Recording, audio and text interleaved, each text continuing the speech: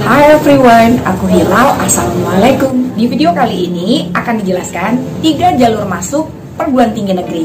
Seperti apa? Stay tune. Jangan lupa untuk klik tombol subscribe dan nyalakan lonceng notifikasinya ya.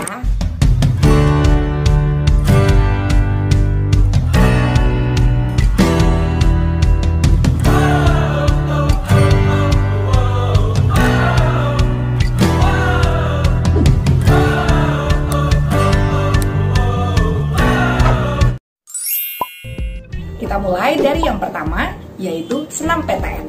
SNMPTN adalah singkatan dari Seleksi Nasional Masuk Perguruan Tinggi Negeri. Merupakan jalur seleksi masuk PTN tanpa tes. Seleksinya memakai nilai rapot 5 semester. Dan pesertanya adalah siswa kelas 12. Nilai mata pelajaran IPA yang akan dipakai adalah matematika, fisika, kimia, biologi, bahasa Inggris, dan juga bahasa Indonesia. Sementara untuk jurusan IPS, 6 mata pelajaran yang akan dipakai adalah matematika, geografi, ekonomi, sosiologi, bahasa Inggris, dan juga bahasa Indonesia. Jika kamu siswa SMK, misalnya kamu dari jurusan multimedia, maka selain bahasa Inggris dan bahasa Indonesia, 4 mata pelajaran wajib jurusan akan dikonversi ke 4 mata pelajaran IPA. Kemudian, kuota untuk SNMPTN sebanyak 20%. Tidak sebanyak kuota untuk SBMPTN dan juga ujian mandiri. Pada jalur seleksi masuk lewat SNMPTN, calon mahasiswa boleh memilih 2 jurusan. Boleh pada 1 PTN atau pada 2 PTN. Dan biaya pendaftaran free alias gratis. Dan dianjurkan tidak lintas jurusan. Bagi kalian yang diterima lewat jalur SNMPTN, maka wajib diambil. Jika tidak kalian ambil, maka sekolah kalian akan mendapatkan sanksi atau blacklist. Sehingga adik-adik kelas kalian yang ingin mendaftar di tahun berikutnya lewat jalur SNMPTN, di PTN yang menerima kalian lewat jalur SNMPTN, maka mereka tidak akan diterima. Dan jika kalian lolos SNMPTN, maka secara otomatis kalian tidak bisa lagi mendaftar di SBMPTN. Secara otomatis ditolak oleh sistem LTMPT. Maka kalian wajib untuk daftar ulang dan juga mengikuti perkuliahan. Oh ya, akreditasi sekolah kalian menentukan berapa banyak siswa yang boleh mewakili sekolah kalian untuk ikut SNMPTN. Jika sekolah kalian akreditasi A, maka 40% terbaik secara ranking paralel boleh ikut seleksi SNMPTN. Jika sekolah kalian akreditasi B, maka 25% terbaik secara paralel boleh ikut SNMPTN. Sementara sekolah dengan akreditasi C hanya boleh mengirim 5% terbaik siswanya untuk ikut seleksi SNMPTN. Faktor penting lainnya untuk ikut SNMPTN adalah alumni. Perhatikan alumni kalian lolos lewat jalur SNMPTN ke jurusan dan PTN apa saja. Sebaiknya kalian ikuti karena bisa menciptakan peluang lebih banyak untuk diterima lewat jalur SNMPTN. Perhatikan video saya tentang tips lolos SNMPTN. Di sana saya sudah jelaskan tips dan strategi untuk lolos SNMPTN. Faktor penting lainnya yang perlu kalian perhatikan untuk ikut seleksi SNMPTN adalah sertifikat. Misalnya sertifikat lomba dan juara. Juara 1, juara 2, dan juga juara 3. Boleh lomba akademik atau lomba non-akademik. Lomba secara individu ataupun lomba secara kelompok. Level lombanya setidaknya kabupaten kota, provinsi, nasional, dan juga internasional. Lalu bagaimana jika tidak punya sertifikat? Tidak masalah. Yang penting nilai layak dan ada alumni di jurusan dan PTN yang kamu mau atau di PTN yang kamu mau untuk menciptakan peluang lolos SNMPTN. Yang kedua, SBMPTN adalah singkatan dari Seleksi Bersama Masuk Perguruan Tinggi Negeri. Merupakan seleksi masuk PTN lewat jalur tes. Nama tesnya adalah UTBK, yaitu Ujian Tulis Berbasis Komputer, yang diselenggarakan oleh LTMPT atau Lembaga Tes Masuk Perguruan Tinggi. Tempat tes bisa di daerah sendiri atau di luar daerah kalian, selama daerah tersebut ditunjuk untuk menjadi panitia UTBK oleh LTMPT.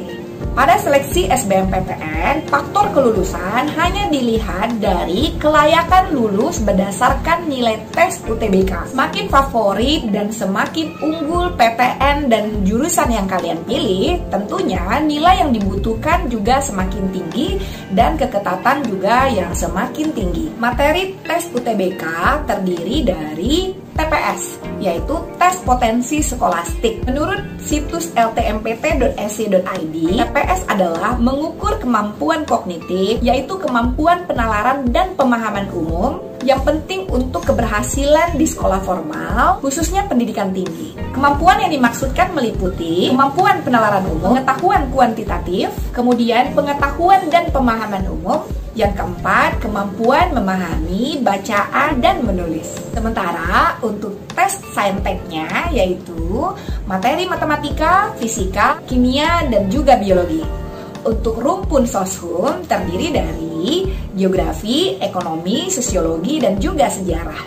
Urutan yang harus kalian lakukan untuk UTBK dan juga SBMPTN adalah yang pertama, kalian mendaftar dulu UTBK, kemudian mengikuti jadwal yang kalian pilih untuk melakukan ujian tes UTBK. Setelah itu, barulah kalian mendaftar SBMPTN, yakni memilih jurusan dan juga PTN yang kalian inginkan. Jadwal pendaftaran UTBK, jadwal pendaftaran SBMPTN terdapat di web LTMPT, yakni ltmpt.ac.id.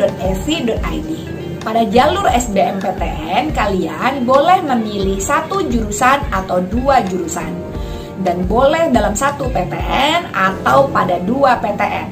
Boleh di provinsi tempat kalian berada dan juga boleh di luar provinsi tempat kalian berada. Biaya pendaftarannya sebesar 200.000. Serta UTBK dan SBMPTN tahun 2021 adalah 3 angkatan, yakni angkatan tahun 2021, angkatan tahun 2020, dan angkatan tahun 2019. Jadi 3 angkatan tersebut boleh mendaftar UTBK dan boleh mendaftar SBMPTN. Untuk kuota SBMPTN cukup banyak, yakni sebanyak 40%. Jadi jangan khawatir jika kalian tidak lolos jalur senam PTN, maka kalian tetap bisa menciptakan peluang untuk lolos PTN lewat jalur SBMPTN. Tentunya kalian perlu mempersiapkan dengan baik dengan menguasai banyak soal-soal untuk ikut tes UTBK. Semangat berjuang! Jalur seleksi masuk PTN yang ketiga adalah ujian mandiri. Jika senam PTN dan SBMPTN, panitia penyelenggaranya adalah LTMPT atau Lembaga Tes Masuk Perguruan Tinggi, maka untuk ujian mandiri diadakan oleh Panlok atau panitia lokal di perguruan tinggi negeri masing-masing. Jadi jika kalian ingin masuk UGM, jalur mandirinya dinamakan UTUL. Sementara jalur mandiri untuk Universitas Indonesia disebut dengan SIMAK UI. Meski jalur mandiri diadakan oleh panitia lokal dari masing-masing PTN, bukan berarti kalian boleh meremehkan jenis ujiannya. Karena diadakan oleh panitia lokal masing-masing PTN, tentunya jenis soal tesnya berbeda-beda. Namun ada juga loh perguruan tinggi negeri yang membuka jalur mandiri dengan memakai nilai tes UTBK. Maka kamu nggak perlu lagi mengikuti tes jalur mandiri, cukup dengan memakai nilai tes UTBK. Untuk seleksi masuk PTN lewat jalur mandiri, kuotanya sebanyak 30%. Jadi jika kamu tidak lolos senam PTN, kamu bisa ikut SBMPTN.